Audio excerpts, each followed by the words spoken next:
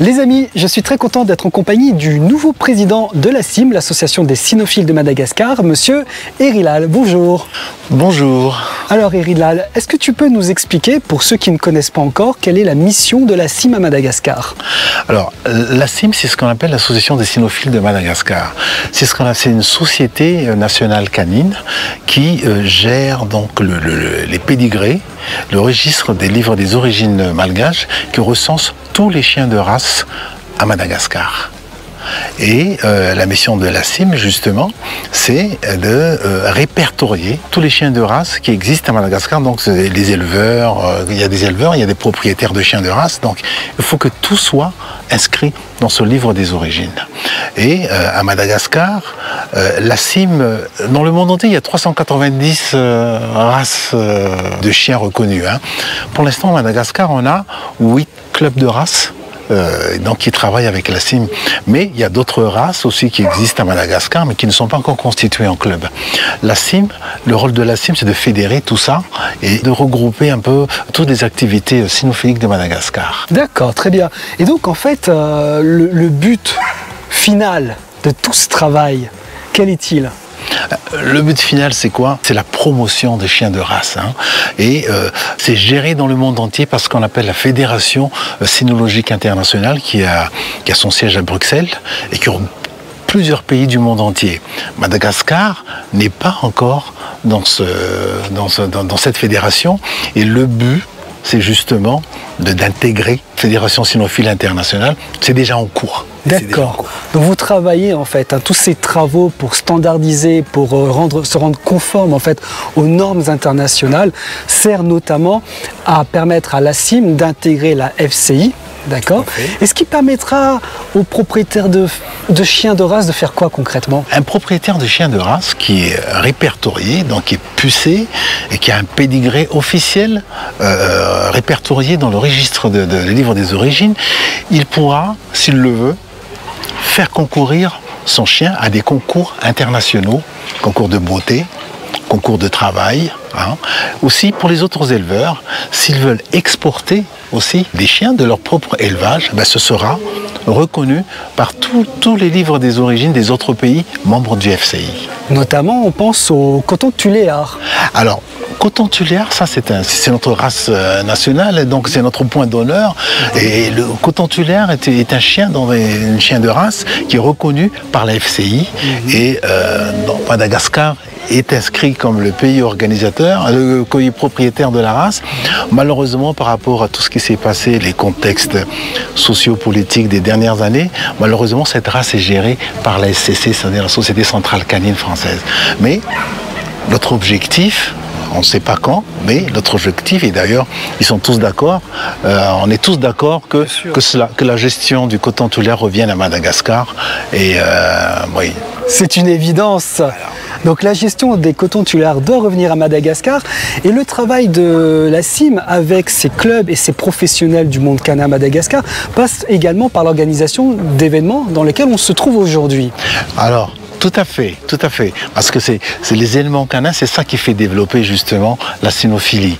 Et tous les amoureux du chien, ils viennent à ces événements justement pour se faire connaître.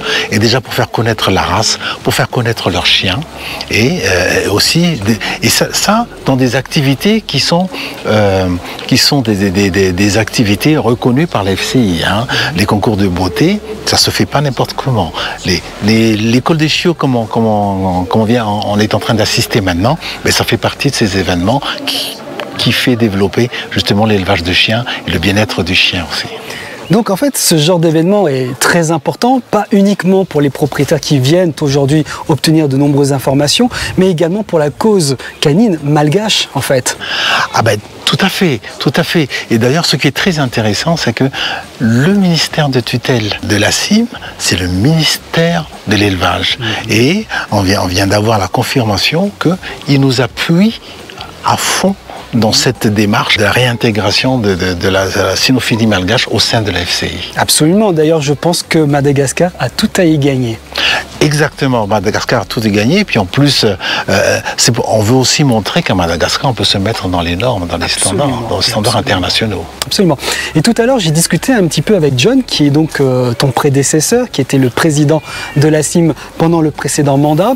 Et il m'a dit qu'aujourd'hui, vous avez reçu des formations pour faire l'assimilation artificielle et conserver des semences. Est-ce que tu peux nous en parler un petit peu? D'abord, la CIM cautionne moralement et approuve tout ce qui a trait à un développement de la cynophilie à Madagascar. Alors, il y a un projet qui est mené par le président d'honneur de la CIM, John Ramalansu, c'est d'aller former justement des vétérinaires malgaches ici pour effectuer des inséminations, l'insémination artificielle, c'est-à-dire que des semences, parce qu'il manque tellement des talents encore et de variétés à Madagascar, et notamment pour le développement du coton tuléar, ils vont essayer d'importer des semences et justement inséminer les femelles qui existent à Madagascar pour améliorer cette race, pour que le coton de tuléar redevienne ce qu'elle était vraiment avant ici. Et ça, mais par contre, ça c'est bien bon pour le coton tuléar, mais dans un futur, ça va s'appliquer aussi à toutes les races. Absolument, ça sera bénéfique pour toutes les races, pas uniquement le coton tuléar. Alors j'ai une dernière question pour toi, Erilal. Qu'en est-il des Alikagas? Quand est-ce que ça deviendra une race à part entière? Alors, j'ai une petite anecdote là-dessus. Bon, d'abord, ce qu'on appelle Alikagas, il y en a partout dans le monde entier, mais on les appelle les races communes, en fait. C'est un peu des races qui se sont développées comme ça, naturellement, avec des croisements un peu fins, voilà, avec des chiens, ce qu'on appelle les Alikagas, qu'on dit, c'est des chiens qui ont été élevés dans la brousse, voilà, etc. Mais particulier pour Madagascar, il y a quelques années, j'ai fait une petite expérience. J'habitais à Tuléar pendant quelques années, dans les années 90 et 2000, et je suis allé dans la brousse. Et dans la brousse, il y a des chiens que les gens du sud appellent les marmaches. Je ne sais pas si vous avez déjà entendu parler de ça.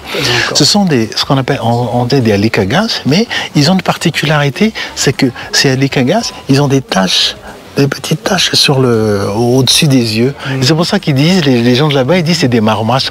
En fait, c'est des chiens bergers qu'utilisent les gens qui possèdent des bovins dans le sud. Alors, vous voyez, si vous allez dans le sud, il y a toujours sous les charrettes, il y a des chiens. Et là-bas, alors ces chiens-là, ce sont des chiens de garde, d'abord de troupeau, ils les utilisent, mais on ne le sait pas. Et ce sont aussi des chiens de chasse.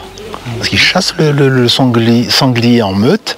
Pourquoi on chasse le sanglier? Parce que là-bas, ça mange les maniocs, les cultures, ça abîme les cultures. Alors les gens, naturellement, les gens du sud, ils les utilisaient. Ces chiens, j'ai vu la particularité de ces chiens. Ils ont des dents pointues, c'est des petites tailles, mais c'est des... Alors, moi j'avais un berger allemand là-bas, un gros berger allemand. Je me prenais pour faire une randonnée en brousse. Et ces chiens, ils attaquaient le gros berger allemand. Ils ont une technique.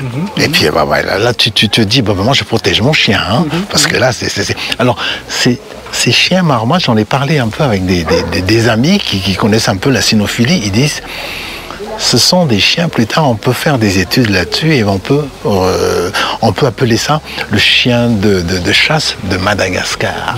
Alors ça répond un peu à ce que tu as dit, peut-être à quand le chien de Alikagas? Alors il y a une variété de Alikagas qui s'est sélectionné tout seul dans le sud et qui a ses particularités. Voilà. Et pourquoi pas, c'est quelqu'un, si on met des universitaires sur le coup, et pourquoi pas, ça peut constituer une race. Eh bien, on ira voir l'université vétérinaire en Batoubé, on en discutera là-bas, on ne sait jamais. En tout cas, merci beaucoup Erilal pour toutes ces informations et vive le monde cynophile à Madagascar. À très bientôt.